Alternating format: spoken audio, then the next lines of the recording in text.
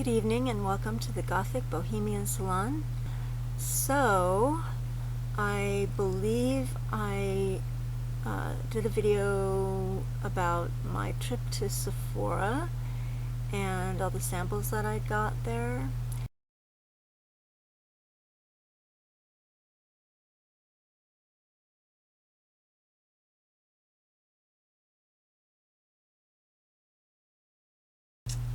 First off, I wanted to mention some foundations that I got samples of at Sephora that I've tried now. And they were the Gothic white foundation, and I'm just going to show it to you to remind you of how white it was. See, that's really lovely. It's got a fantastic consistency to it. It's really full-bodied. I'd say this is really good coverage, and it would also be good for mixing with other foundations to make them lighter to match your skin better. But if you're going for that all-white goth look, or you're doing something like an 18th century look where you want to be completely white, this would be ideal. It's $41 for a pretty large size. I would say that would last you quite a long time, and the quality is just wonderful, and it just glides on really nicely. So definitely recommend that. The next one I'm going to talk about is called oh goodness, hang on, Kenjado, I think.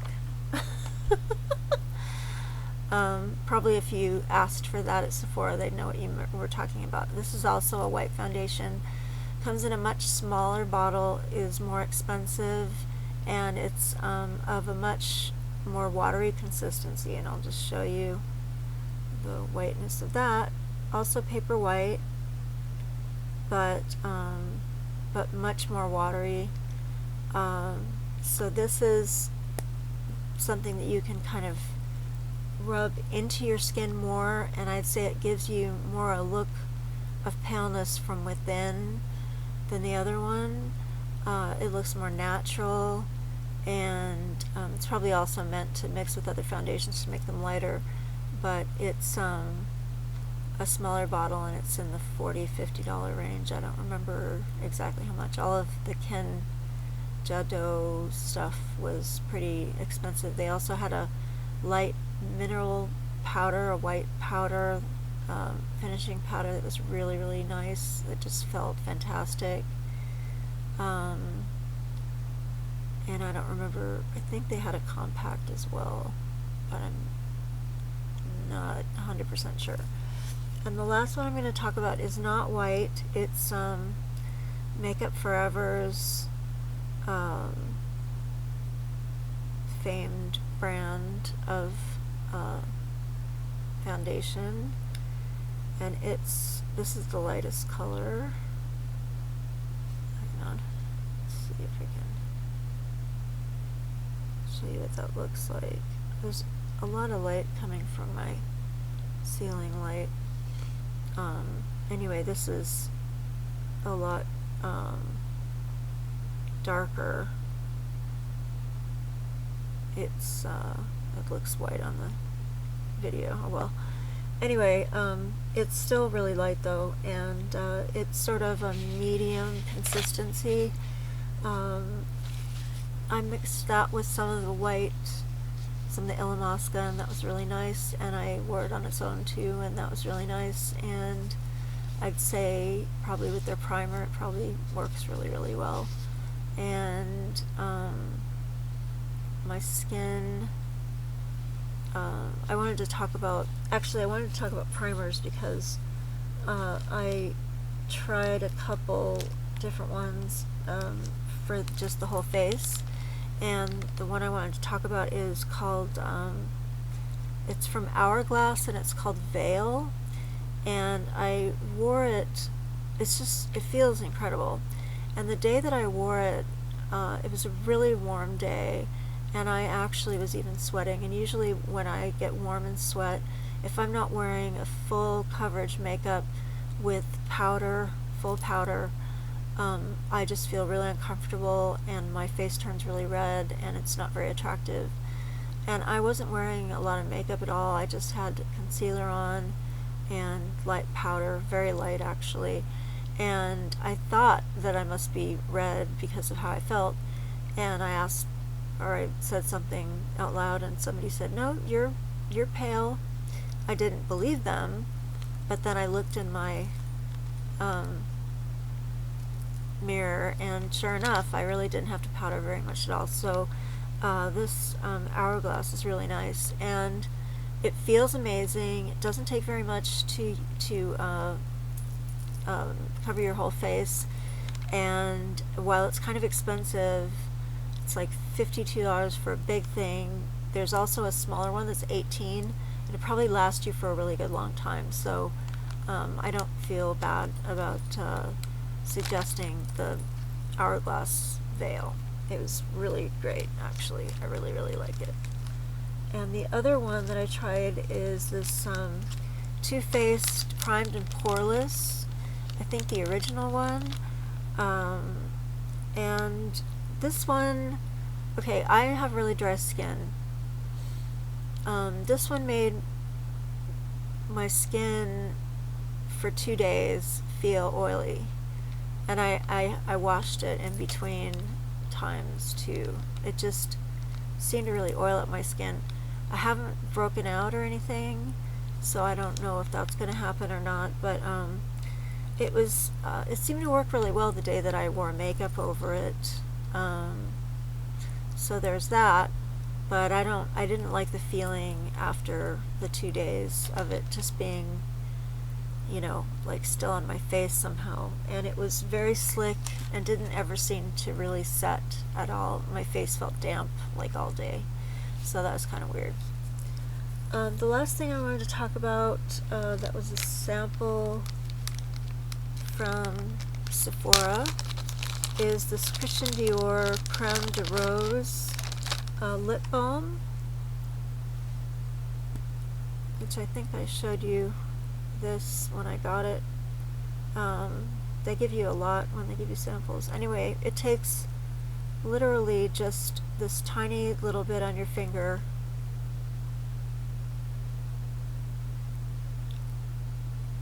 to really hydrate your whole lips.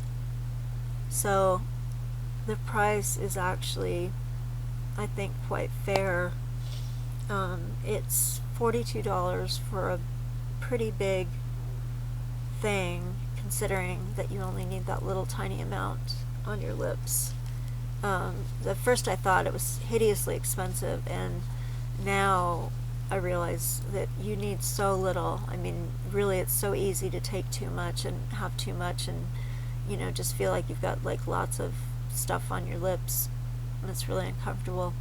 But if you put the right amount on, it's great. And it smells more like roses than any other product I've ever smelled. Any rose candy, any rose tea, any rose anything that I'd ever, it smells more like a rose than any perfume that's rose scented, anything.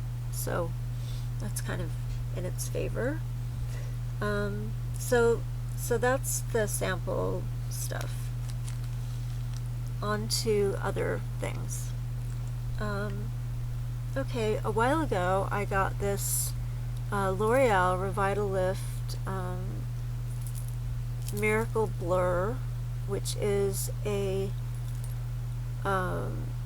it says it's an instant skin smoother, and it is a broad spectrum SPF 30 sunscreen. So I think it's mainly meant to be a sunscreen, but it has a primer effect to it as well. It makes your pores look smaller and makes your skin look really great. And I've been wearing this as a sunscreen now for a little while, and because SPF 30 is actually pretty damn good, you know. On days that I don't really feel like putting a lot of stuff on my face, I'll just put this on and some powder and concealer, and I feel good to go. And it feels great on. It's got a really interesting consistency. It has that synthetic feeling to it, but it's not unpleasant at all. It's really smoothing, and it just feels really, really nice. And once again, you don't really need very much. So this is a sample size, and this was $6 at the drugstore at CVS, and then I guess a big jar is $25 or $30, something like that. So, but I've had this now for a month and haven't, finished it or anything. The other thing that I wanted to just mention that I think I've mentioned before in like my makeup videos, is the concealer that I've been using is this Maybelline.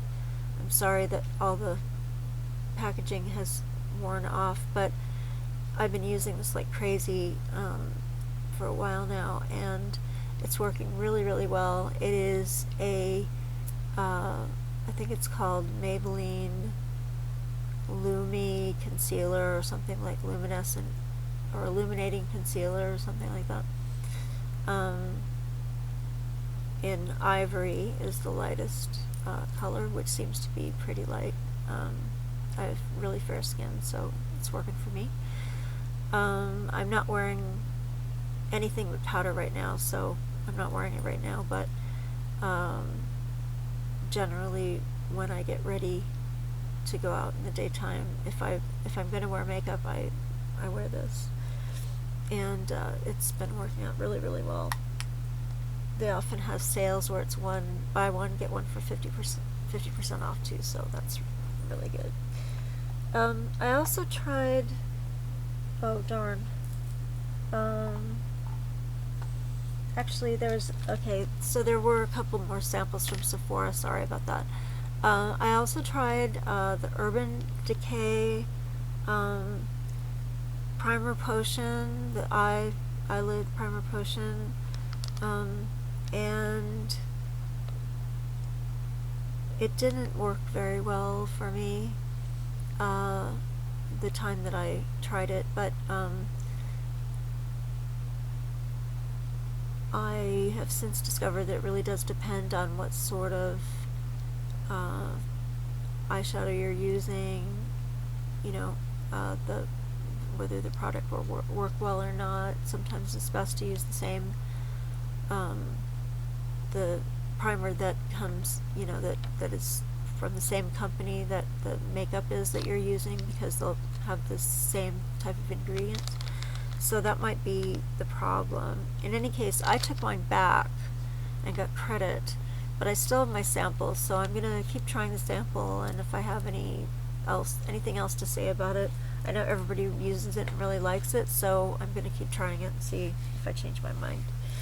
The other thing that I tried was the Smashbox primer potion, and that made my fin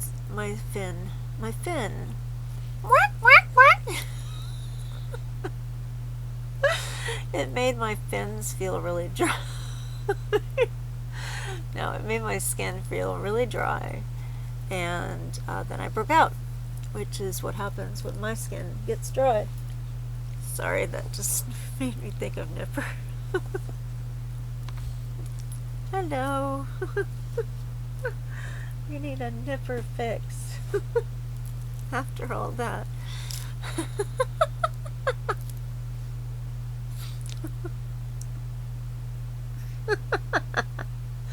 Okay, sorry. Nipper. So, my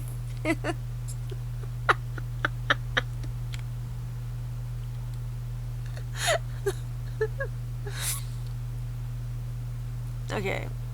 Yeah, breathe. Alright. So,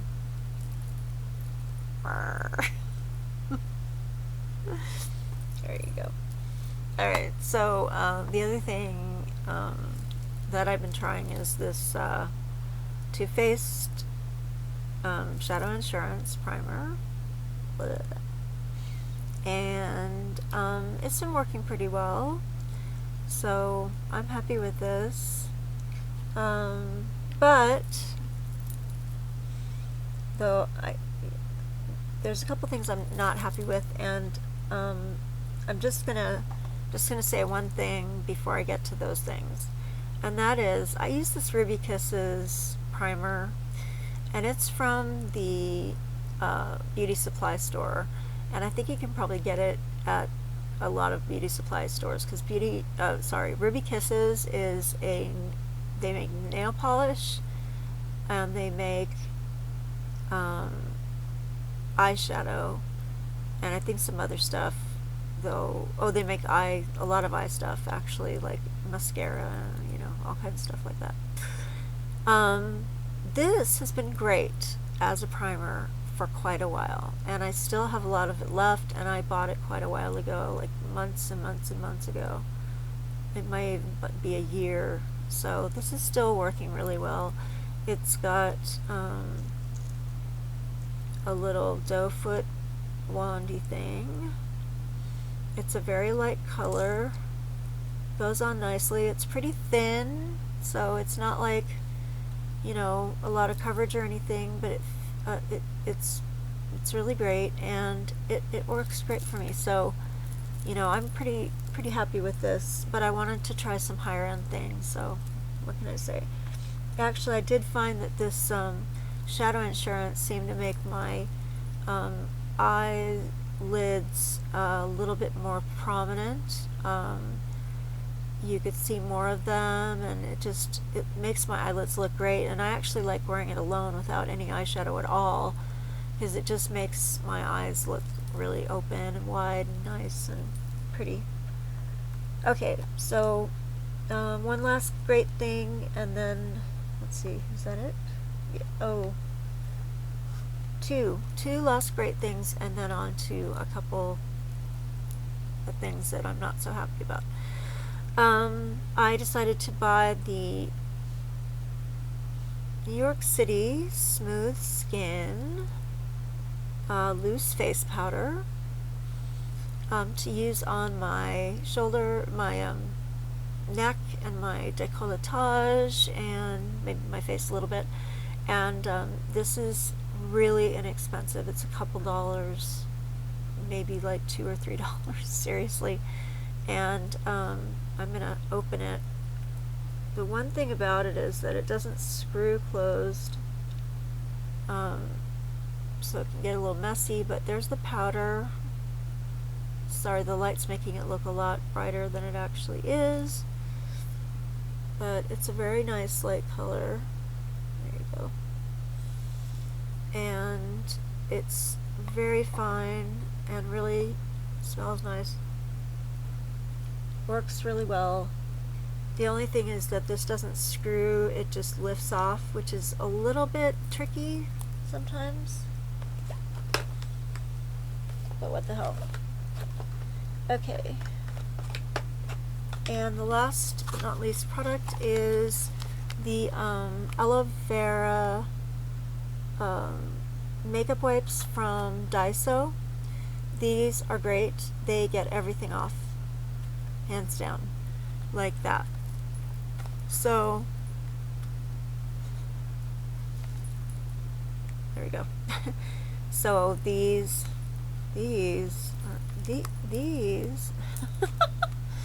not doing that very well, are great, and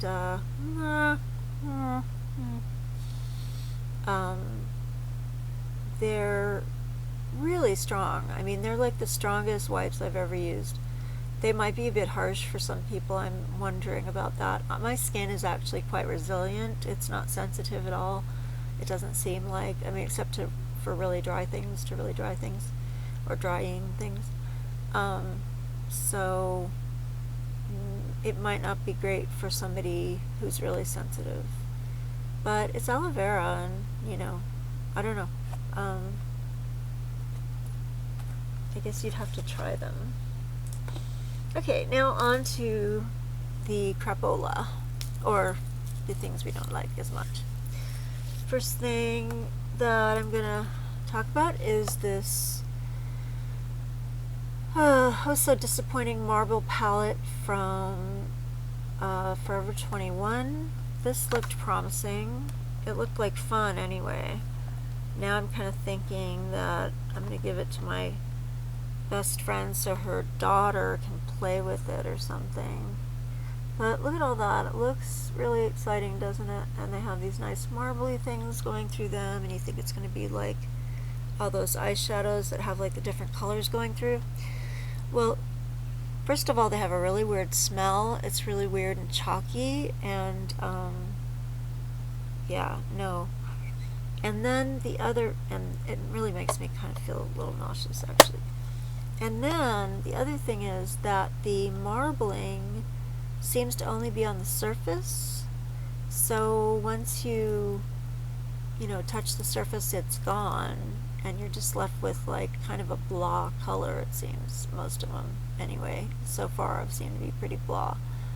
So I don't know. I mean, I'm gonna keep it around. I'll keep testing it out, I guess, but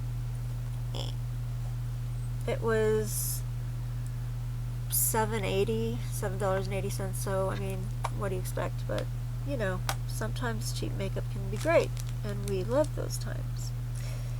That just wasn't one of them. Now on to something really expensive that I'm not so sure how great it is. Okay, Too Faced, my favorite brand, The Return of Sexy.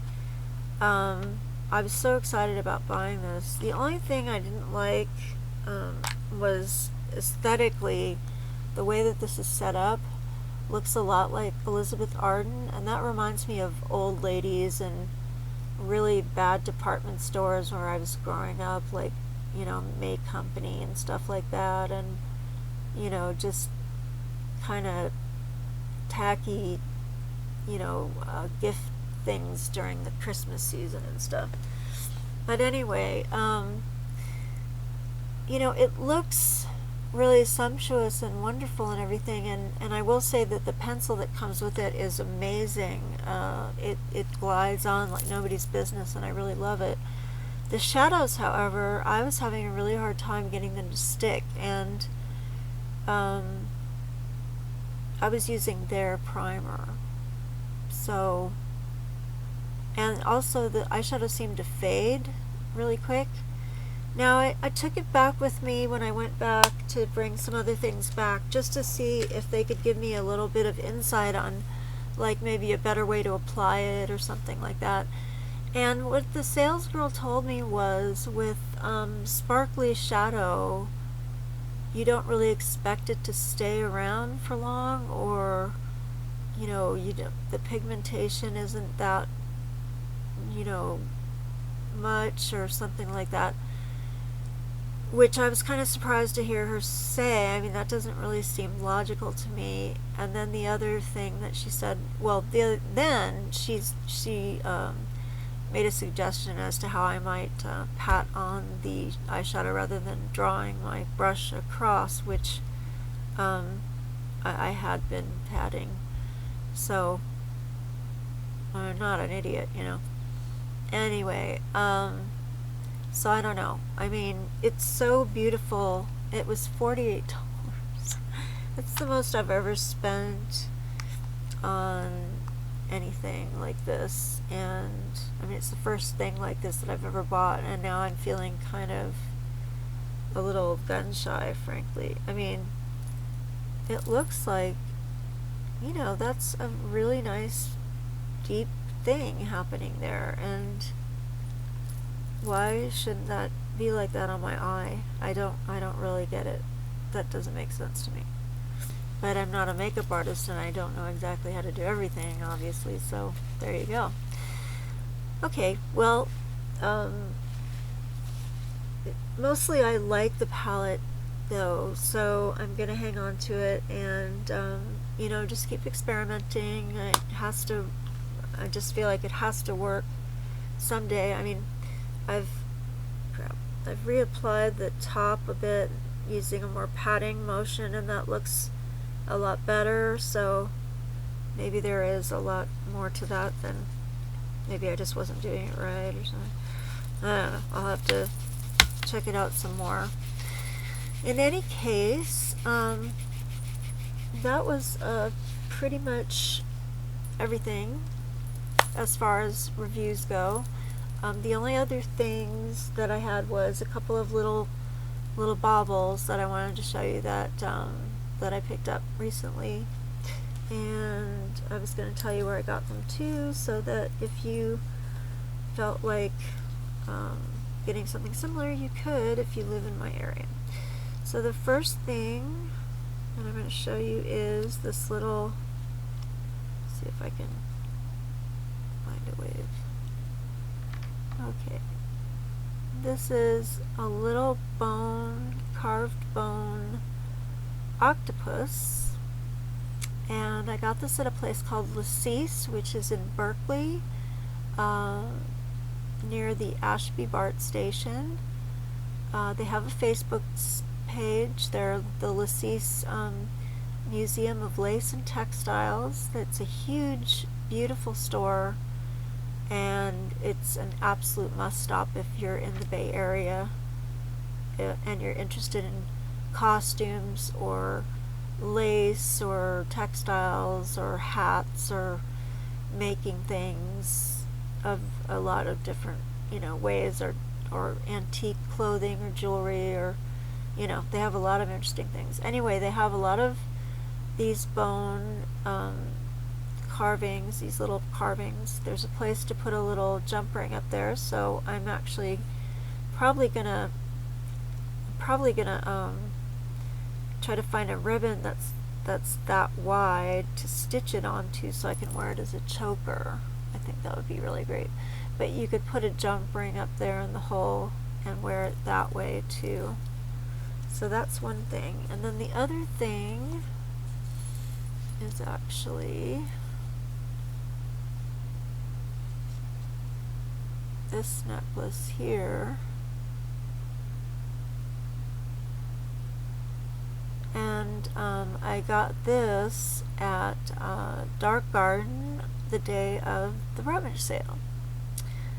I had some credit. Actually, it's funny, the octopus was paid for by money that I found sitting like in the street on the sidewalk, and I was just rolling down the street, and there it was. And then this, I had some credit at Dark Garden, so I was able to get this. It's got a really nice chain. It's kind of similar to this chain. It's got little things that look like beads, and it's really very fine and has a lot of interesting stuff going on with the chain. I really like it a lot, and it goes really well with this other one that I got there with the other part of my credit. So I wear them together and be really happy. Well, thank you for watching this video. I hope it was informative and interesting. I have a video coming up of the review of the Dark Garden rummage sale that I went to July 14th, and I'll be getting that up as soon as possible. Other than that, there's more books I read every year, my Gothic life, and of course the new series, Women That Inspire. So please like and subscribe, and thank you so much for joining me for the Gothic Bohemian Salon. Have a good night.